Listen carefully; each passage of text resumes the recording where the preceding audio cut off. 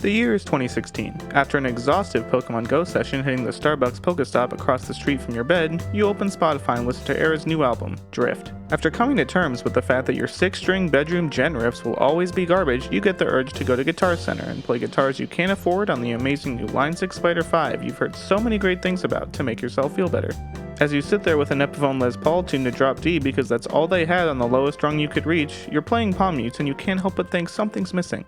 What does Era have that I don't, you wonder, not even able to comprehend how long that list of things is. And then you look up at the wall of guitars and see the gentiest thing you ever did see, the Ibanez RGDIX7MPB, the ticket to your success in the djent underground.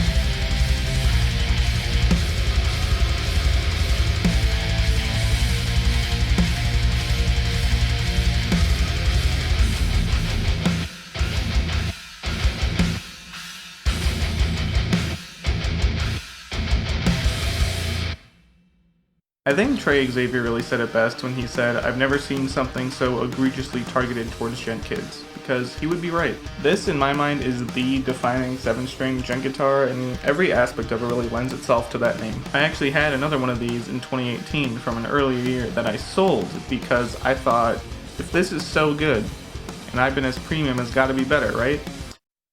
No. Much to my disappointment, I hated the Premium. The neck felt completely different, it was really freaking heavy, and the pickups just didn't sound right in the guitar. They were very muddy and didn't fit, in my opinion. It was just a bad time overall, honestly. I had to sell it for way less than I got it for, and it even got damaged in shipping, so I had to shell out another partial refund on top of that and lost a ton in buying this Premium that I hated. That sucks. So as soon as I financially could, I picked up the RGD again, and I would not trade it for any other Ibanez that I've ever had the experience of playing.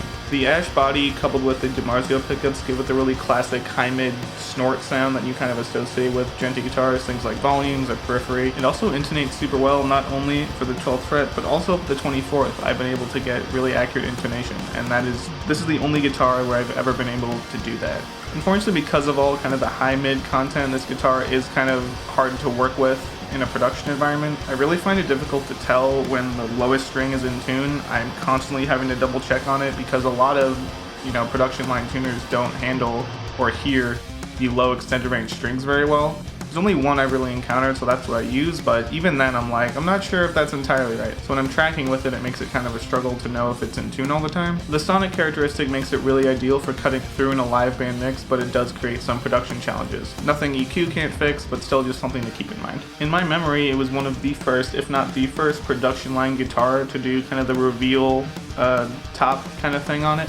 I'm a huge fan of it. I think it very much set the stage for a lot of progressive metal aesthetic when it comes to guitars. My Agile, literally, which I talked about in my last video, came out maybe a couple months or a year after this came out, and it's literally like the "can I copy your homework" meme. Then I started seeing it in a lot of other boutique kind of guitar builders, and even Schecter jumped on the train in 2019 with the Reaper series. There's only two things I'd really change about the guitar. Number one is I wish it had a coil split option.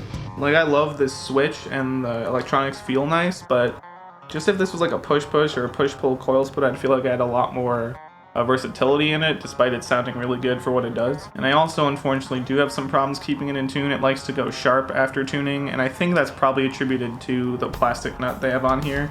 It's not Graphtec, and they honestly don't make, I think, an Ibanez 7-string size nut to replace it with, so I'm kind of stuck there. I don't honestly really understand why it took so long for people to jump on the Graphtec train, especially when it seems like such a cheap thing to add on to a production line guitar. I just really don't get why no one uses regular plastic nuts anymore. It's a real bummer and a half. But at the end of the day, this is the only guitar that I've bought twice, which I think says a lot about the playability, the feel, and the sound of it. Much to my dismay, they were discontinued in 2019, so they are no longer produced by Ibanez, but since it's so recent, I'm sure there's tons floating around on Reverb and eBay. That's where I got this one.